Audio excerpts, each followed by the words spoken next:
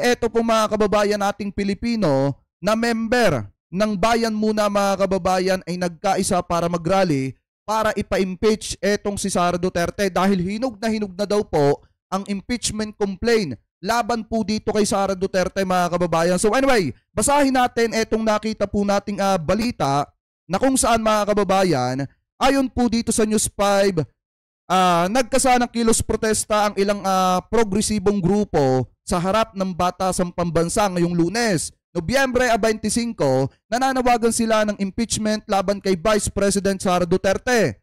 Kasalukuyang may pagdinig ang House of Representatives ukol sa maanumalyang paggastos ng Office of the Vice President, OVP.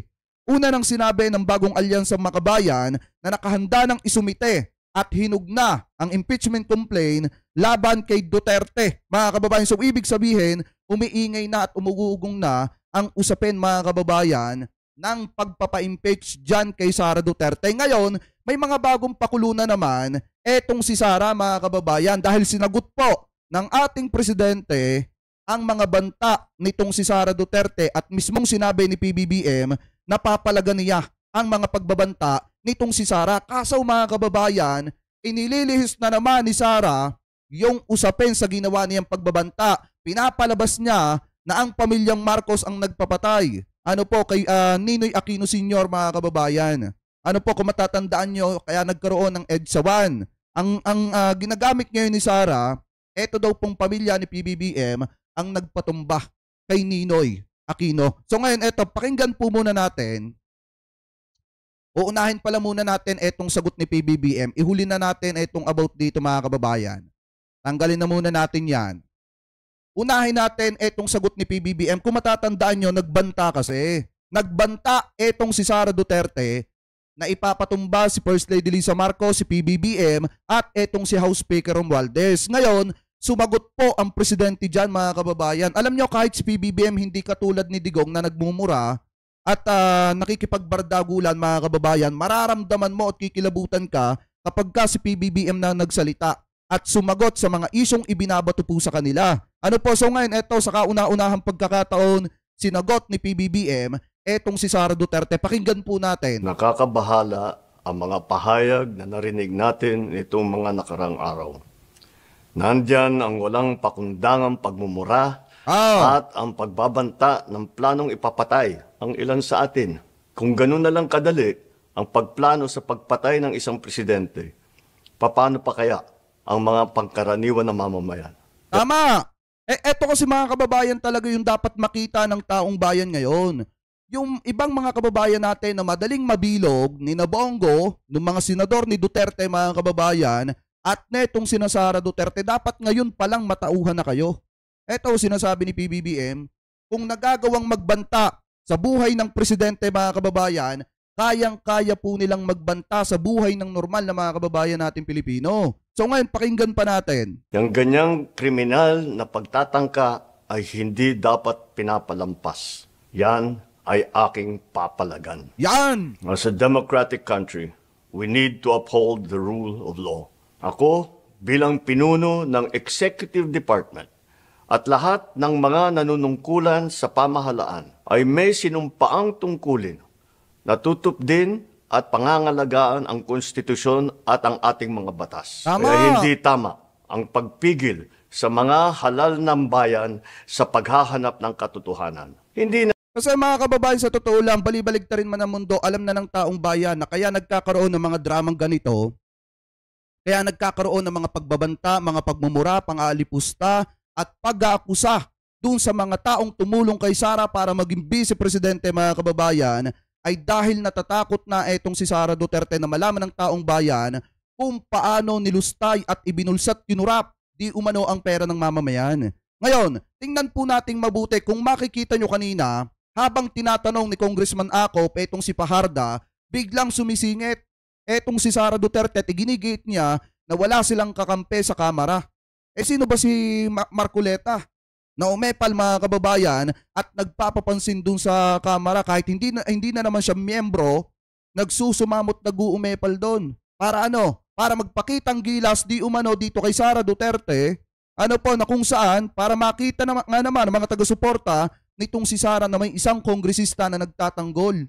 Kaso nga lang ang problema, kahit gaano ka talaga kagaling, kahit gaano ka talaga kaagresibong kongresista, at kahit gaano ka pakatalino, basta kumampi ka sa mali, magiging bobo ka sa paningin ng mamamayan. Ngayon mga kababayan, pakinggan pa natin. Na sanang hahantong sa ganitong drama kung sasagutin lamang ang mga lehitimong katanungan sa Senado at sa House of Representatives. Tama. Ang katotohanan ay hindi dapat itokhang. Tapos na sana ang usapang ito kung tutuparin lamang ang sinumpaang panata na bilang lingkod bayan ay magsabi ng totoo at hindi hahadlangan. Imbis na Ayan, sana yung mga kababayan natin Pilipino, isa puso't isa isip ninyo ang sinasabi ng presidente. Bilang isang lingkod bayan, mas magandang magsabi ng tama at katotohanan. Kaya nga kayo sinuportahan ng mamamayan. Yung interest dapat na ibinibigay ninyo para sa taong bayan, hindi para sa mga kaalyado ninyo. Yan nga mga kababayan ang problema Etong interest na ibinibigay ng kampo nitong si Sara Duterte at ng mga senador na mga maka-Duterte ay interest para lamang sa mga kaalyado nila, hindi interest para sa mga mamamayan na nagtiwala po sa kanila at ibinoto sila at ipinagkatiwala yung tiwala at boto nila. Yan ang mahirap mga kababayan sa totoo lang. Nagluklok tayo ng mga taong makakasarili na ang iniisip ay kapakanan ng mga kaalyado nila, hindi kapakanan ng mamamayan. Taong bayan kasi yung nagtatanong nito kung saan napunta ang pera ng mamamayan. Taong bayan ang humihingi ng sagot at naghihintay at nag-aabang ng sagot nitong si Sara Duterte. Na sana naman kung may puso ang ating Vice Presidente, sabihin niya kung saan napunta ang pera ng mamamayan. Tapos, di ba ganun lamang po kasimple. So ngayon ipagpatuloy pa natin. diretsahang sagot, nililihis pa sa kwentong chicheria. Hangad ko na matuldukan na itong mga pangyayaring ito sa parang matiwasay at magdadala sa atin sa katotohanan. 12 taon din ako nanungkulan sa magkaparehong kamara ng Kongreso. Batid ko ang kapangyarihan iginawad sa kanila ng taong bayan at ng ating konstitusyon. Dahil dito, iginagalang ko ang kanilang gawain bilang isang independenteng sangay ng ating republika. Kahit ang buong executive branch, lahat ng mga ahensya, ay hindi nakakaligtas at parating sumasailalim sa kanilang masusing pagsusuri. Bilang isang bansa, marami tayong mga paghamon na dapat harapin at mga suliraning dapat bigyan ng lunas. Sa kabila ng mga... Ang mahirap kasi mga kababayan, nagluklok tayo ng Vice Presidente na hindi man lang naging congressman. Yun yung mahirap. Ano po kaya ang tingin niya dito sa kamera kanina kung paano niya alipustahin at sabihan niya na nakakahiya sa buong mundo etong Pilipinas dahil sa ginagawa ng House of Representatives mga kababayan, ganun-ganun na lang kasi hindi niya naranasan na maging isang congresswoman. Yan yung mahirap. Nagtiwala tayo, nagluklok tayo mga kababayan ng isang tao sa pagka-Vice Presidente nang walang karanasan sa pagiging isang congresswoman. Kaya hindi niya alam yung ginagawang trabaho ng Kamara na nag-iimbestiga mga kababayan para ipakita sa taong bayan yung transparent na paggastos ng pera ng mamamayan. Ang problema ngayon, porkit mga kaalyado nitong si Sara Duterte mga kababayan, yung tinatamaan, ganun na lamang po katindi. Yung kanyang pagsusumikap na pagtakpan ang katotohanan at ipagkait sa taong bayan yung interes ng mamamayan na malaman ng katotohanan. Ano po, so ngayon ipagpatuloy pa natin. Pambabatikos, nakatuon ang aking pansin sa pamamahala. Ngunit, hindi natin ikokompromiso ang rule of law. Kailangan manaig ang batas sa anumang sitwasyon, sino man ang tamaan. Kaya hindi ko hahayaan magtagumpay ang hangarin ng iba na hatakin ang buong bansa sa burak ng politika. Igalang natin ang proseso. Tuparin natin ang batas. Alalahanin natin ang mandato na pinagkatiwala sa atin ng milyon-milyon na Pilipino. Magtrabaho po tayo sa ikauunlad ng Republika ng Pilipinas at para matamo ang bagong Pilipinas. O yan, pakinig mo sana Sara, natauhan ka sa sinabi ni PBBM. Kaso mga kababayan, sinagot yan. Sinagot po yan ni Sara Duterte, ngayon lang. Mamaya natin tanggalin na itong kay PBBM, ibalik muna natin dito. Yan. Sinagot po yan mga kababayan ni Sara dito, kaso inililihis niya yung sagot niya dun sa sinabi ni PBBM sa pamamagitan ng pag-iimbento at paggawa ng kwento. Eto, pakinggan natin.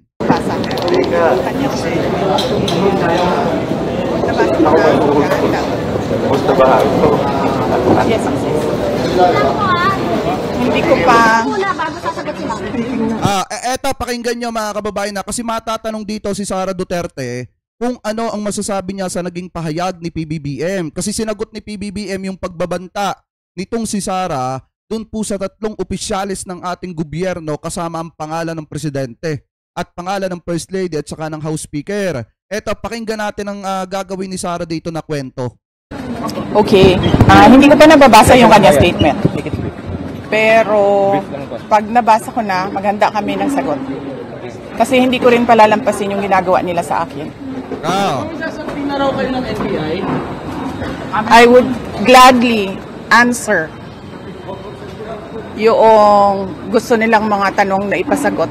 Pero dapat sumagot din sila sa mga tanong ko sa kanila. Mag-uusap na lang kami doon pag nandiyan na yung subpoena. Ma'am, si Colonel Nolasco, how's the professional links? This is the reason. Tsaka mga kababayan, kita nyo yung matindi dito kanina. Nung tinatanong etong si Paharda kung paano niya wini-withdraw yung 37.5 million pesos na pera ng mamamayan, para nga lang alam niyo yung nagpa-cash out, para ka lang nagpa-cash out sa GCash na inilagay mo lang, mga kababayan, inilagay mo lang sa bag at binitbit mo lang na parang isang normal. Na kung saan mga kababayan, ito pa nga yung matindi meron daw siyang security na isa, etong si Paharda, pero hindi niya gaanong kilala. Saan ka nagkatala, withdraw ka ng pera, milyon-milyon yung halaga. Tapos para ka lang nag-cash out sa tindahan at binitbit mo lang ng pasimple kasama yung isang security na hindi mo kilala. Kaya doon pa lang mga kababayan makikita nyo na talagang yung ginawa nila na pagkuha at paghawak ng pera ng taong bayan wala sa normal. Mga kababayan, so ngayon ipagpatuloy pa natin. On why we don't want to discuss confidential funds and yan, kaya may batas na bawal pag-usapan ng confidential funds. Ulit na namin sinasabi. At dapat ma-abolish yung batas na yan. Dapat mga kababayan, hindi yung hindi yung, alam nyo, dapat tanggalin na etong confidential funds na ito kasi inaabuso ito at ginagamit ito ng mga politikong katulad nitong si Sara Duterte. Na kapag ka nagastos na ang pera ng mamamayan, bawal magtanong ang taong bayan kasi nga ang katuwiran nila, confidential funds yan. Bawal malaman ng mamamayan. Kaya nga dapat i-abolish na, tanggalin na yung confidential funds na yan at gawin na lang transparent sa publiko kung paano nalulustay ang pera ng mamamayan. Ano po ngayon, ipagpatuloy pa natin. Sa House of Representatives. Ma'am, pero tama po ba yung testimony kanina na it was you who designated? We will wait for Colonel Nolasco. Next question, please. Ma'am? Last two. Maria, make it brief. Make it brief. PBBM said po na kung ganun po kadali magplano pagpatay sa presidente, paano pa kaya sa pangkaraniwan ng mamamayan, kung ganyan kriminal na pagtatangka, hindi dapat pinapakit ang pas, yan ay aking papalagan, sabi ni PBBM. Oo. Diba? Pumalag nga yung buong bayan nung pinatay ng pamilya nila si Benigno Aquino Jr. Bobo. Nung pinatay daw si Benigno Aquino Jr., mga kababayan, yan yung pagkakasabi ni Sara Duterte. Mag-aakusa ka na nga lang, gagawa ka na nga lang ng kwento, mali-mali pa. Pumalag daw po mga kababayan ng taong bayan, nung pinatay daw ng pamilyang Marcoses, mga kababayan, etong si Benigno Aquino Jr. Tanga, pasensya na. Sa totoo lang mga kababayan, alam naman natin yung punot dulo niyan, mahirap na nga lang magsalita. Yan ay natalakay na natin noon pa, 2022 pa, pinag-uusapan na natin yan. Yung about sa pagpatay sa buhay nitong si Ninoy Aquino Sr. Si Junior mga kababayan, yung si Pinoy si Pinoy, namatay sa sakit yon.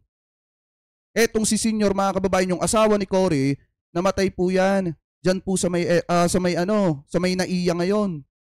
Kaya nga kung titingnan yung mabuti, mag-aakusa na nga lang, pamali-mali pa. Yan ang problema kapag ka nagluluklok tayo ng Vice Presidente na basta lang makapag-akusa. Diba? Yan ang masama pag nagluluklok tayo ng Vice Presidente. Hindi ko sinasabing matalino ko. Pero mga kababayan, abogada pa talaga si Sara? Uti mo simpleng history, hindi mo pa alam? 'Di ba? Ipagpatuloy pa natin. O ano? Next question. Ma'am, na-verbalize niyo na po ba sa administration yung tungkol sa threat sa inyong buhay? Pangito po kasi. Yes ma'am. Ay hindi pa ma'am. Nag-complain ako noon, if you can remember, in the media, and then they dismissed it.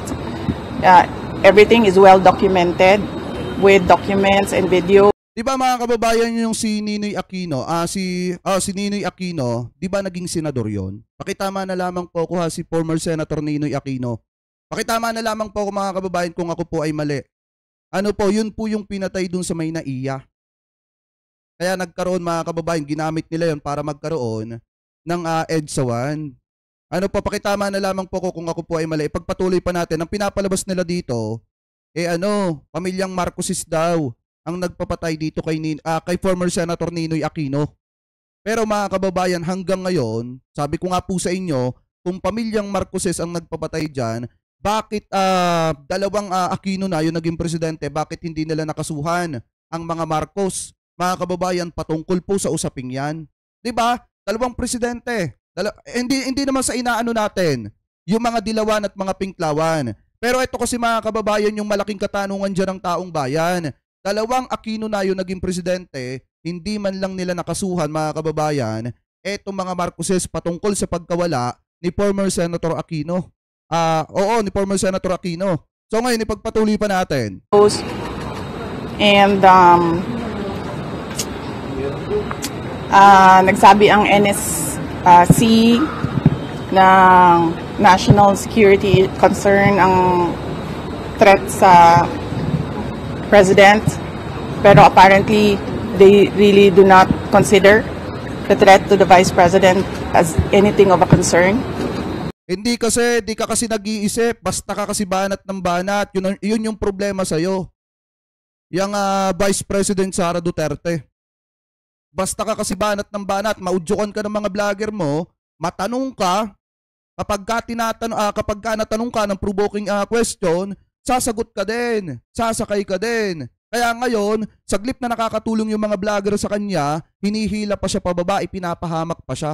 Siya naman, sakay naman siya doon. Kaya nga mga kababayan, kung tutuusin, kung titingnan po nating mabuti, eto na nga lang simpleng pag-aakusa, hindi pa maayos. Yan, partida yan mga kababayan, accusation yan. Yung sinasabi niya na about sa pamilyang Marcos, na etong pamilyang Marcos ang nagpatumba, yung tatay ni PBBM, ang nagpatumba kay former Senator Ninoy Aquino. Accusation po yan. Kasi sabi ko nga po sa inyo, like I said mga kababayan, dalawang Aquino na yung naging presidente, pero hindi sila nakapagsampa ng kaso laban sa pamilyang Marcos patungkol sa pagkawala ni Ninoy Aquino. Kung yun nga mga kababayan, yung pagkakataon na lang na yun, hindi nagawa ng dalawang Aquino na naging presidente. Anong basis ng accusation nitong si Sara Duterte? Yan ang problema kapag ka nagluklok tayo ng vice-presidenteng walang alam. Ano po, ipagpatuloy pa natin. So, what kind of country is this? Hindi ba kaparte ng gobyerno ang vice president? Hindi ba ako binoto ng mga tao?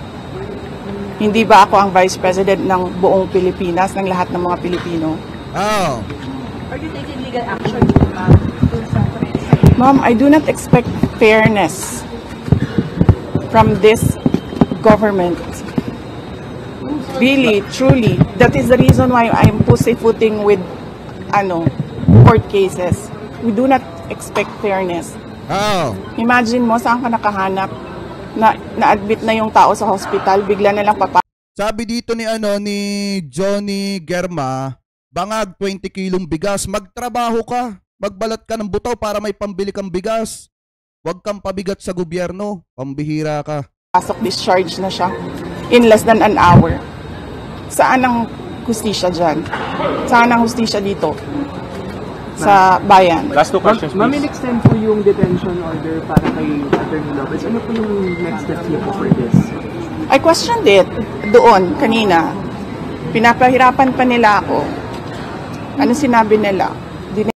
Wait lang, ikat na natin dyan kasi ABS-CBN to, baka makapiright tayo. Diretso na natin dito kasi ito yung karugtong ng interview na yan. Pero maliwanag dyan mga kababayan, ang sabi ni Sara Duterte, ang pangribat niya kay PBBM, yung about sa pagkamatay ni former Senator Ninoy Aquino. Hindi niya masagot directly, mga kababayan, yung ginawa niyang pagbabanta. Kung ano yung masasabi niya sa pananagutan niya, mga kababayan. Kung matapang talaga si Sara Duterte, kaya niyang sagutin yung mga pagbabanta niya. Siguro nahimasmasan, mga kababayan, kaya ngayon ang katuwiran niya, ang iniisip lamang niya yung kanyang kaligtasan. Kaya niya nasasabi yung mga ganong klase ng bagay. Pero mga kababayan, ang nakakapagtaka dito, biglang naiba yung kwento ni Sara Duterte at napunta sa history. Mga kababayan, ano po? So ngayon, ipagpatuloy pa natin. Sabi nila, evasive. And now you clearly see, she doesn't know anything. Nasa DepEd pa pala tayo. Pero pagdating natin sa OVP, makikita ninyo, she doesn't know anything about confidential funds. So saan doon ang evasive answer? Hindi, may mga katanungan kasi kay Laika Lopez, mga kababayan, na talagang umiiwas siya. Ano po iniiwasan niya? Kaya nga, di ba ang laging sinasabi ng mga kongresista na nagtatanong dito kay Laika Lopez, sagutin niyo po ma'am ng maayos yung itinatanong po namin. Kasi nga, marami sa itinatanong ng mga taga-kamara iniiwasan nitong si Laika Lopez, mga kababayan. At yun yung isang naging dahilan para ma-impeach po siya. Hindi siya nakikipag-participate, mga kababayan, at sinulatan niya etong COA, sinasabi niyang wag magbigay ng mga dokumento dito po sa Kamara. Kasi nga, ang katuwiran nila, hindi pa daw tapos yung investigasyon. So ngayon, ipagpatuloy pa natin. Last question. Nagsusulat, penalize nila si Yusek Lopez for writing a letter to the Commission on Audit on the position of the Office of the Vice President regarding the release of documents regarding confidential funds. Bakit mo ipipinalize ang tao pumirma para sa isang opisina, posisyon ng opisina? Saan ang hustisya dito? And ano sinabi nila kanina? Diba? Apparently, hindi nila alam ang batas. Ano sabi? Ikaw, alam mo ba ang batas? Simpleng rules nga lang ng Kamara. Hindi mo masunod. Tapos magyayabang ka, sasabihin mo sa Kamara kung alam nila ang batas. Di ba mga kababayan, unang-una, napakaganda ng sagot ni Congressman Acop kanina dito kay Sara Duterte. Mag-file sila ng kaso sa korte. Ganun lamang po kasimple. Kung sa tingin ni Sara Duterte na may nalalabag ang mga taga-Kamara sa pag-iimbestiga nito patungkol sa paglulustay ng pera ng mamamayang Pilipino, pumunta si Sara sa korte at magsampa siya ng demanda doon dahil abogado siya. Alam niya ang batas, mga kababayan. Ang problema, saglip na magpakumbaba itong si Sara Duterte, nagmamataas pa siya doon sa Kamara. At nung tinatanong na si Paharda, mga kababayan, makahalata yung bigla ang pumapasok itong si Sara, na para bang takot na takot, mga kababayan, na itong si Paharda ay may maikanta patungkol po dun sa pera ng mamamayan. Ano po ngayon, ipagpatuloy pa natin. Sabi nila, questionin mo na lang sa korte, saan kami pupunta sa mga ginagawa sa amin? Mismong komite, alam na nilang mali yung ginagawa nila. Sasabihin lang sa amin, pumunta ka sa korte. Napakadali na sabihin nila, okay, we will set aside the detention order. Pero hindi. Mali na nga yung una mong detention. Mali pa yung sumunod mo na order. And then sasabihin mo sa tao na nakakulong, na hindi makalabas, lahat. Kahit ako, hindi ako makalabas basta-basta. Dalhin mo yan. Vice President ka, hindi ka makakalabas basta-basta. Kitang-kita nga kung paano kanina sinusubukan mong i-hijack yung Kamara. Tapos sasabihin mo, hindi ka makalabas basta-basta, pambihira. Anyway, pagpatuloy pa natin. Sa korte, tama ba yun? Kayong mga taong bayan, tanungin ko kayo, tama ba na hindi alam ng ating House of Representatives kung ano ang mga batas? Ma'am, you finally decided Last to question take for your that. oath kanina. Ay, pakinggan nyo yung pakinggan nyo yung dahilan kung bakit nagpapa-interview etong si Sara Duterte. Pakinggan nyo yung sasabihin niya mamaya. Kasi may sasabihin siya dyan kung ano yung dahilan niya kaya siya nagpapa-interview sa media.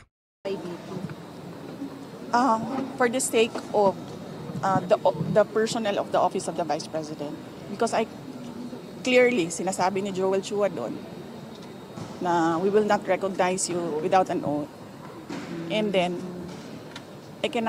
I'm continuing to question the constitutionality of their rules. Pero I cannot help the personnel of the Office of the Vice President if I have no personality to speak in that hearing. So I had to take that oath. Pero, okay lang. Hindi naman ako galit sa inyo. Nagpapasalamat ako sa inyo sa tulong ninyo kay Yusek Lopez at sa lahat ng OVP personnel. Will you go up to the Supreme Court to question? Because may jurisprudence naman on contempt powers of Congress. Yun na nga sinasabi ko, sir, no? Parang, we don't trust anyone anymore in this country. We don't expect justice anymore in this country. This is clear political harassment. This is clear political persecution. Wala kasi, alam niyo kung tutuusin mga kababayan yung sinasabi niya ditong political harassment, political persecution, walang ganyan. Kung tutuusin mga kababayan, gaya nga po ng sabi ko sa inyo, kung nung una pa lang, sinagot na ni Sara Duterte ito, ipinaliwanag niya ng ayos, at kung umaatin siya sa kamera at sumasagot siya sa mga katanungan ng mga congressman, hindi yung aatin siya ng konti, pag tinopak siya at gusto na niyang umalis, aalis na siya. Mga kababayan, kung siya nagbababa daw katulad ng kanyang tatay, sinasagot niya yung lahat ng katanungan ng mga congressman, di sana tapos na ito. Ang problema kasi, aatin nga itong si Sara Duterte, pag tinopak hindi mag-under oath. Pagka naman nasa good mood mga kababayan, mag-under oath, pero pagka tinopak na naman, basta na lang aalis at magpapaalam sa kamera. Kaya nga kung titingnan po nating mabuti, pagka ganyan yung ginagawa, kahit pasabihing umaattend ka, kung hindi mo naman inaayos yung mga sagot, wala ding pupuntahan yan. Hindi mo din masasagot ng mas maayos ang tanong ng mga congressman kung paano nilulusta yung mga confidential funds, yung pera ng mamamayan. Ano po ngayon, ipagpatuloy pa natin. Pag-threat sa'yo, baliwala. Pag-threat sa kanila, national security. Saan ka? Ma'am, konti na lang. Yung post-testimony ni Fajardo, do you think that will hold water as far as maybe pinning you down is concerned, or doesn't establish anything? If they file cases or an impeachment case, whatever case, we will answer that in the proper venue. Kung meron man silang hanap na mali doon. But apparently, nakikita nyo kanina na uubos na yung tanong nila, hindi pa sila makapag-contempt kay Edward. Kasi nagsasabi ng totoo yung tao. Ma'am, you said contempt. Are you expecting again? So parang sala naman yung sinasabi dito ni Sara. Kasi mga kababayan, eto kasi, kung titingnan nyo, sa kamera pagka nakikipag-participate ka, katulad ni Edward Fajardo, di ba, kita nyo naman, pagka tinatanong, etong si Edward Fajardo, etong si Fajardo, nasasagot niya naman. Ibig sabihin, nakikipag-participate siya mga kababayan sa mga katanungan ng kamera. Kasi ang problema dito sa kampo nitong si Sara, pinapalabas kasi nila na kapag ka hindi sang-ayon ng kamera sa sagot mo, ipapakontempt ka. Di sana na-contempt etong si Fajardo. Mga kababayan, kung ganun lang ang ginagawa trabaho ng kamera. Ang problema kasi dito kay Atty. Lopez, kaya po ito na-contempt mga kababayan kasi may mga times na hindi siya nakiki-operate, tapos may mga times na nagsisinungaling po siya. Tapos lalo pa siyang nadiin mga kababayan nung nabasa yung sulat po niya sa COA. Ang pinapalabas ng mga to, pag di sangayon ng kamera, basta na lamang po nagpapakontempt ng walang dahilan. Hindi naman po ganon. Di sana kung ganon ang ginagawa ng kamera, sana na-contempt na etong si Fajardo. Kita naman natin na nakiki-operate, nakikipag-participate etong si Fajardo at sumasagot sa katanungan ni Congressman Acop at nung iba pa na mga kongresista. Ano po ngayon, ipagpatuloy pa natin? Yes, we expect that. We expect. Sabi ng mga DDC to, bayaran ka. Alam ko na yung argument nyo yan. Pagka nasusukol na kayo, ang pambato ninyo sa mga vlogger, bayaran ka. Lumang style na yan. Contempt, detention, we expect. Ang term ni Yusek Laika is terrorizing me. We expect them to terrorize the Office of the Vice President personnel. Ma'am, your message to President Bongbong Marcos when he said na papalagan daw po na itong death threat ninyo, hindi niya palalampasin. Yes. Ay, eto pala yon. Isa pa, pagpatuloy pa natin. Sinabi ko na kanina, papalagan ko din yung ginagawa nila sa akin. Ma'am, speech yata sa speaker. I mean, we don't know the content. Yes. Kaya ako kayo binibigyan ng interview para huwag kayo makinig sa kanya. Thank you. Kaya daw nagpapa-interview mga kababayan para wag daw makinig yung mga media at yung taong bayan sa mga sasabihin ni House Speaker mga kababayan. Kaya kinukuha yung atensyon ng media. Kaya pumapayag na magpa-media mga kababayan at kinakailangan pang gumawa ng drama dun sa ospital na kung saan pasimpleng bubulong kay General Torre na palapitin yung media tapos sabay iyak at yakap. Yan yung ginagawa ng mga yan kasi nga gusto nilang makakuha ng simpatya at gusto nila na wag panoorin at suportahan ang gobyerno. Inaagaw ni Sara Duterte yung atensyon ng taong bayan. Gusto niya sa kanya lang nakapokus mga kababayan kahit mali na yung nakikita at napapansin ng mamamayan. Ngayon ipagpatuloy pa natin. Thank you. Ayan, maliwanag naman ha. Kita nyo naman yung naging pahayag ni PBBM. Ito yan. Ulitin pa natin ng isa mga kababayan. Bago tayo pumunta dito sa press briefing ng ng NBI mga kababayan at ng iba pa patungkol do sa pagbabanta nitong si Sara Duterte. Ito, pakinggan natin ulit for the last time itong naging sagot ni PBBM. Nakakabahala ang mga pahayag na narinig natin itong mga nakarang araw. Nandyan ang walang pakundangang pagmumura at ang pagbabanta ng planong ipapatay ang ilan sa atin. Kung ganun na lang kadali ang pagplano sa pagpatay ng isang presidente, paano pa kaya ang mga pangkaraniwan na mamamayan? Yang ganyang kriminal na pagtatangka ay hindi dapat pinapalampas. Tama. Yan ay aking papalagan. As a democratic country, we need to uphold the rule of law.